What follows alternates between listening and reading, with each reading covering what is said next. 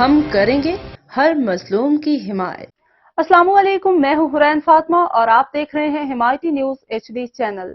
نظر ڈالتے ہیں آج کی اہم خبروں پر۔ سینٹ میں قائد ایوان اسحاق ڈار نے تحریک انصاف کو مرضی کی کمیٹیاں دینے سے معذرت کر لی۔ اتفاق رائے نہ ہونے پر حکومت اور اپوزیشن میں مذاکراتی عمل تعطل کا شکار ہو گیا ہے۔ سینٹ میں قائمہ کمیٹیوں کے معاملے پر تحریک انصاف کے وفد کی اسحاق ڈار سے آج طے شدہ ملاقات بھی نہ ہو سکی۔ PTI اور حکومت قائمہ کمیٹیوں کی تقسیم پر کسی نتیجے پر نہ پہنچ سکی۔ اس حوالے سے بات چیت کرتے ہوئے تحریک انصاف کے سینیٹر علی ظفر نے کہا کہ مسلم لیگ نون اور پیپلز پارٹی نے کمیٹیاں خود سے تقسیم کر لیں۔ انہوں نے کہا کہ تحریک انصاف کو احتساب والی کمیٹیاں نہیں دی گئیں، جو قابل افسوس ہے۔